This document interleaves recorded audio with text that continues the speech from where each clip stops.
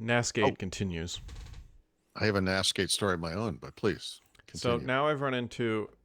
So the photos things is working. It's taking longer than I would like to generate all the thumbnails for all the scrolling, but it does appear to be headed in the right direction. It's just slower, probably because this thing is using a slow process or whatever. Well, I was gonna say you can go into the dashboard, the web thing, and see like how the Yeah, processor is getting pinged right now. It's probably going pretty good.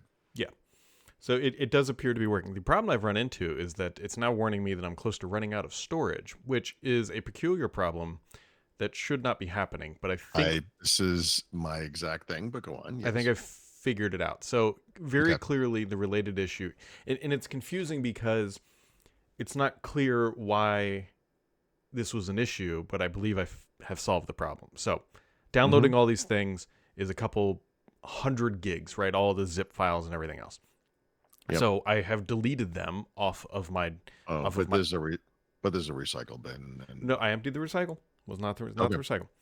So I deleted them, and I'm like, man, storage did not change at all. So I downloaded whatever in their little app store, like Storage Analyzer, and it keeps saying I have these same files that I just deleted as the issue.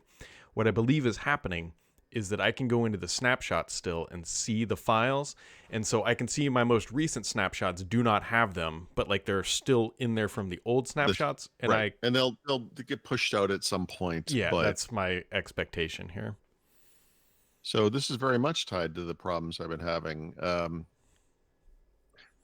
I, I have two of them, and so they're syncing, and I have this theory that I'm like maybe redundantly syncing. But when you think about it, like you can be a little too cute when it comes to storage. Like you do things Mm-hmm. like, obviously, I want multiple versions of everything. Obviously, I want, I'm replicating it between two drives. I'm replicating it between two NASAs.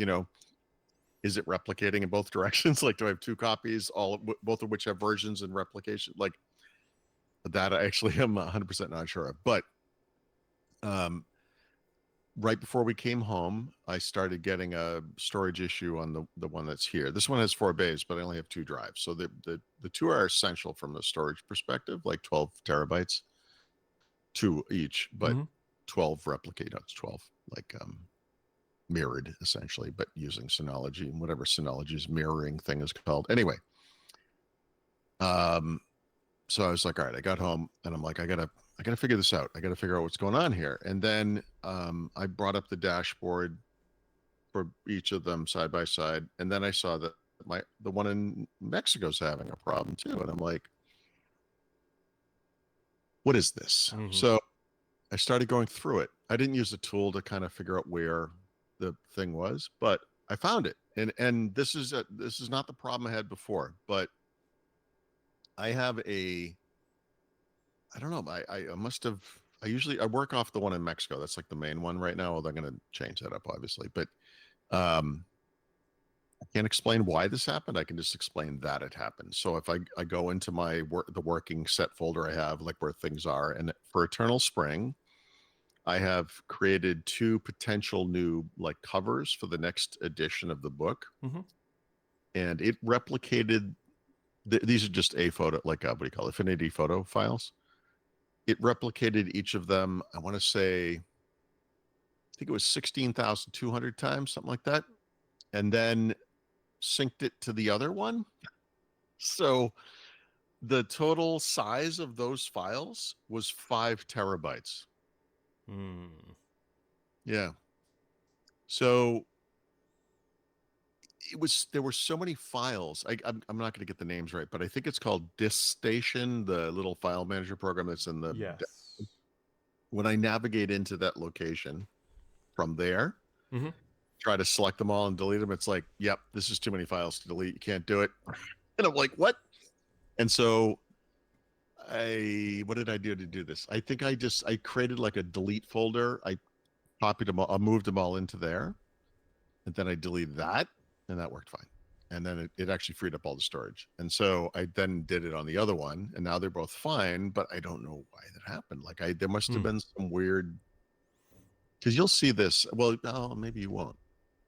Yeah, Actually, you I've only probably got won't one because you only have one. So yeah, I get every for once now. in a while you get it's not the right name. It's sort of like a conflict folder or something.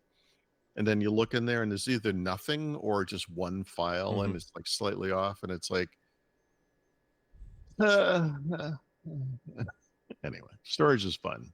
It It's fun. is. Well, anyways, I also found something. This is unrelated to the NAS. Mhm. That I suspect I'm going to buy. This is Okay. this is probably going to be my gift to myself for Christmas from my wife, if that makes sense. It 100% does. I just sent my wife a similar request, but go on. Are you familiar with Pi Aware? Not Pi Hole, but Pi Aware. Have you ever heard of this before? I've heard of it. And is it like Pi-hole, or No, is no, it no, no. a This is something completely. okay. So what is it? Are you familiar with Flight Aware, the Yes. website? Oh, yes, yes, of course. So Pi Aware is software that runs on a Raspberry Pi, and you connect an external antenna to, and then you can capture the radio frequencies from airplanes overhead, decode them, and put them onto a map. This is how their network apparently works. It's like they have these things all over, This is a local version of FlightAware. but only for your like here. No, I Here's get it. well, It's for whatever here's you like can. the end goal. So like there's these cool dot matrix displays that you can buy. So what I Mhm. would, and I keep FlightAware open on my computer screen along with like Connection Explorer. It's like these living maps. And I also have a shipping one, that whatever else, and a weather one, because Okay. I'm a nerd. And so what I've always wanted to build was something. It's a little dot matrix display that's pretty cool. That When would, you say dot matrix display, you're talking yeah, about like it's just a like light bright essentially, but kind of, yeah, yeah, yeah. slightly higher Like, resolution. yeah, exactly. But I mean, they're modern, whatever. They're modern, but they're cool looking. Anyways, what I've always wanted was that every time a plane was flying overhead, that thing would light up with that flight information, like where Yeah. it's going, the airplane, and all that kind of just a stupid widget.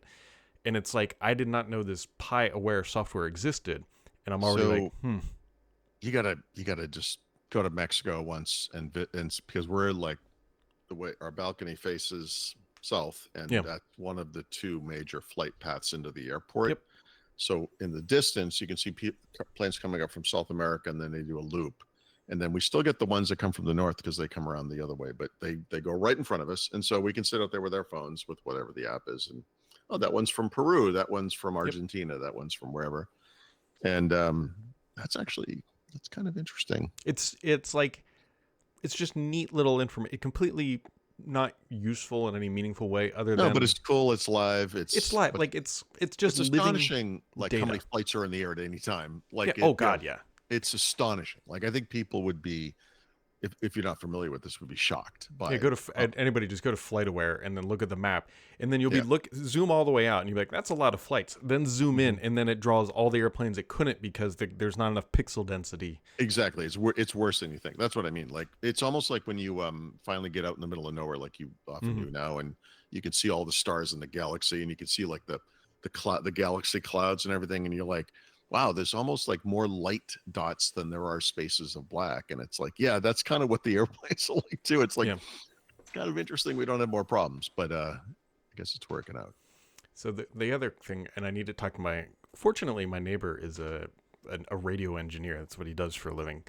Okay. So I already have a pole on the outside of my house that I call the pole of many antennas, but it's just a UHF TV antenna and like a weather gadget thing that collects data and ships it back. But it has a coax cable that runs out there. Hmm. What I'm curious is, one, can I use the existing antenna that's out there? I may not be able to, because ideally you would just have that one cable come in, then it splits, and like one's for FlightAware or Pi Aware, and the other one's for my over-the-air TV. Yeah. Or can I split that? I'm trying to figure out, like, because running another coax cable to the outside is actually, my wife would shoot me. Yeah. Right. But I Is already it in the have ground? one. Do you have one of those kind of? Is that what it is? Is it in the ground, like literally, like No, it's literally a attached to cable? the soffit of my house. Oh, does it goes through the air? You mean like? So wait, what do you mean?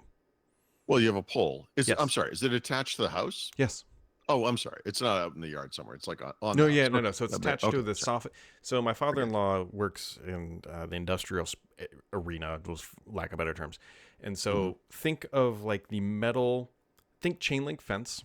Think Hmm. those posts that go into the ground, right? Hmm. That you attach it Yeah. to. Yeah. No, I understand. Yeah. Yeah, yeah, Like the type of thing you would put a like a satellite dish on, like a metal kind of. But hollow it's pole. literally one of those poles. But he had one of his fabricators bend it, so it's attached to the bottom side of a soffit, and then it goes out past my gutter and then up. I see. And then there's a UHF antenna on So there. your house looks like the probe droid from Star Wars. Is Well, I what I'm want to hearing. put the other antenna on there. That would be the ultimate. Gotcha. And then ideally, I get I all feel this like wired if up. you just didn't say anything to your wife and it just happened, she might not notice. I'm not. I know.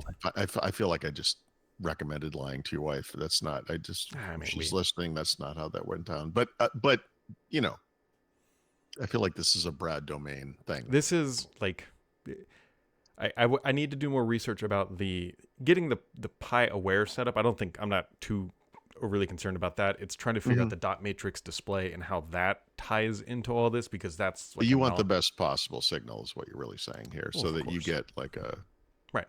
Yeah, the most accurate. I just want to see this thing, like it's like a neat project. I wonder if you could connect this remotely to one that's somewhere else. Like if you had one at like near, like a major U.S. airport, like LaGuardia. Oh, so that's how literally how FlightAware works. Right. Well, I know, but I mean, I wonder if you could do it. Like, I'm sure it could. The problem, I've already thought about this because my dad has a similar interest. Is like, if I can get just the display working, could I? How can I tunnel to the back internet essentially? Yeah, exactly. To my API that I could build. Yeah.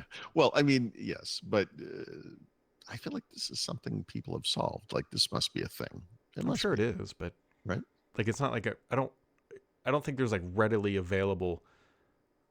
Maybe you can buy like an all-in-one solution that's already there, but that's not the fun of it. The fun of it is like building the thing. I see.